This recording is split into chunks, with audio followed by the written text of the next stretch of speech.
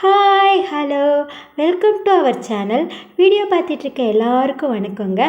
நம்ம சேனலை யாரும் சப்ஸ்கிரைப் பண்ணாமல் பார்த்துட்ருக்கீங்கன்னா சப்ஸ்கிரைப் பண்ணிக்கோங்க. இன்றைக்கி வீடியோவில் நம்ம எதை பற்றி பார்க்க போகிறோம் அப்படின்னா, சப்பாத்தி பூரிக்கு உருளைக்கிழங்கு வச்சு எப்படி குருமா ஈஸியாக பண்ணுறதாங்க பார்க்க போகிறோம். வாங்க இப்போ நம்ம வீடியோக்குள்ளே போகலாம். இப்போ குருமா பண்ணுறதுக்கு உருளைக்கிழங்கு நம்ம என்ன பண்ணணும் அப்படின்னா, குக்கரில் வேக வச்சு அதை தோலை உரித்து வச்சுக்கணும். அந்த உருளைக்கிழங்கு எந்த அளவுக்கு வெந்திருக்கணும் அப்படின்னு பார்த்தீங்கன்னா, நம்ம கையை வச்சு மசியும் போது இங்கே பாருங்கள், இந்த மாதிரி நல்லா நம்ம அழுத்தும் போது அது நல்லா மசியணும், அந்த மாதிரி எடுத்துக்கோங்க. அதுக்கப்புறம் ஒரு தக்காளி, 2 பெரிய வெங்காயம், ஒரு பச்சை மிளகா, கொஞ்சோண்டு கருவேப்பிலை, இந்த மாதிரி பொடிசாக கட் பண்ணி வச்சுக்கோங்க அதை ஓரமாக. அதுக்கப்புறம் தாளிக்கிறதுக்கு என்னென்ன வேணும் அப்படின்னு கேட்டிங்கன்னா, கொஞ்சமாக கல்பாசி, அதுக்கப்புறம் பட்டை, அப்புறம் அன்னாச்சி பூ, அதுக்கப்புறம் சோம்பு, 3 கிராம்பு, அதுக்கப்புறம் என்ன எடுத்துக்கணும் அப்படின்னா இஞ்சி பூண்டு பேஸ்ட்டு, அப்புறம் பிரிஞ்சி லீஃப் தாங்க. ஆன் பண்ணிவிட்டு அதில் ஒரு பாத்திரத்தை வச்சுட்டு பாத்திரம் சூடானதுக்கப்புறம் ஒரு 3 ஸ்பூன் ஆயில் ஆட் பண்ணிக்கோங்க. எண்ணெய் சூடானதுக்கப்புறம் தாளிக்கிறதுக்கு நம்ம எடுத்து வச்சுருந்த ஒன்று ஆட் பண்ணிக்கலாங்க.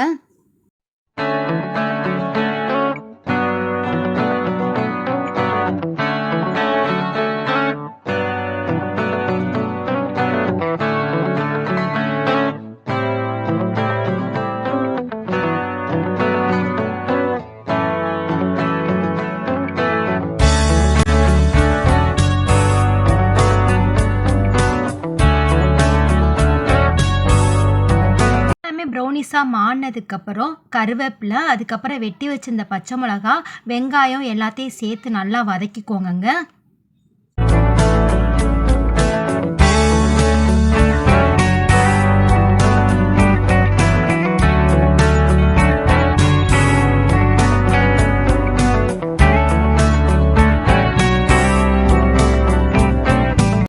வெங்காயம் கலர் மாறினதுக்கப்புறம் இஞ்சி பூண்டு பேஸ்ட்டை ஆட் பண்ணிக்கோங்க. அது பச்சை வாசனை போகிற அளவுக்கு நல்லா வதக்கி விட்டுட்டு, இதுக்கப்புறம் என்ன ஆட் பண்ணணும்னா, நறுக்கி வச்சுருந்த தக்காளியும் ஆட் பண்ணி அதையும் நல்லா பச்சை வாசனை போகிற அளவுக்கு நம்ம என்ன பண்ணணும் அப்படின்னா வதக்கி விடணுங்க. தக்காளி நல்லா வதங்கினதுக்கப்புறம் 2 டேபிள் ஸ்பூன் மிளகா பொடி ஆட் பண்ணிக்கோங்க. உங்களுக்கு காரம் அதிகமாக வேணும்னா நீங்கள் எக்ஸஸாக கூட ஆட் பண்ணிக்கோங்க. அதையும் ஆட் பண்ணிவிட்டு நல்லா வதக்கி விடணுங்க பச்சை வாசனை போகிற வரைக்கும்.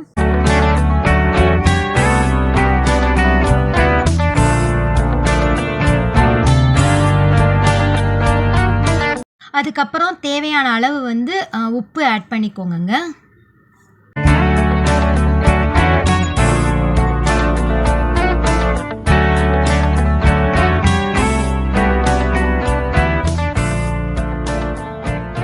இதுக்கப்புறம் தேவையான அளவு வாட்டர் ஆட் பண்ணி ஒரு மூடி போட்டு நல்லா இதை கொதிக்கிறதுக்கு கொஞ்சம் நேரம் அப்படியே விட்டுருங்க.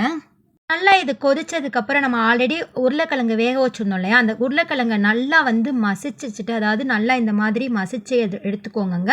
அதை இப்போ என்ன பண்ணணும் அப்படின்னு கேட்டிங்கன்னா, இந்த இதில் நம்ம ஆட் பண்ணணுங்க. வச்சிருந்த உருளைக்கிழங்கு எல்லாத்தையும் இதில் நல்லா ஆட் பண்ணிவிட்டு ஒரு மூடி போட்டு நல்லா இதை கொதிக்க வச்சுக்கோங்க. ஒரு 2 மினிட்ஸ் நல்லா இது கொதிக்கட்டும். அப்படியே மூடி போட்டு மூடி வச்சுக்கோங்க. கொதித்து முடித்ததுக்கப்புறம் பார்த்தீங்கன்னா நல்லா கெட்டியாகிடுங்க. தண்ணியாக இருக்குது அப்படின்னா நீங்கள் கொஞ்சோண்டு கடல மாவு கூட இதில் கூட கரைச்சி ஆட் பண்ணிக்கிறாங்க. பாருங்கள், இந்த மாதிரி ஆகிடுங்க.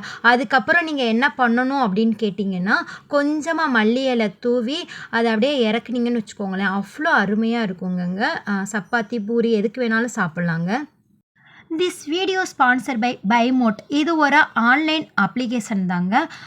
இதில் உங்களுக்கு தேவையான ப்ராடக்ட் போய் நீங்கள் வாங்கிக்கலாங்க. மற்ற அப்ளிகேஷனை விட இதில் ரொம்ப ரேட் எல்லாமே கம்மியாக தாங்க இருக்கும். இதை நீங்கள் ப்ளே ஸ்டோரில் போய் டவுன்லோட் பண்ணிக்கலாங்க. இதை பற்றி டீட்டெயில் உங்களுக்கு வேணும்னா நான் கீழே டிஸ்கிரிப்ஷனில் லிங்க் கொடுக்குறேன், தெரியாதவங்க தெரிஞ்சுக்கோங்க.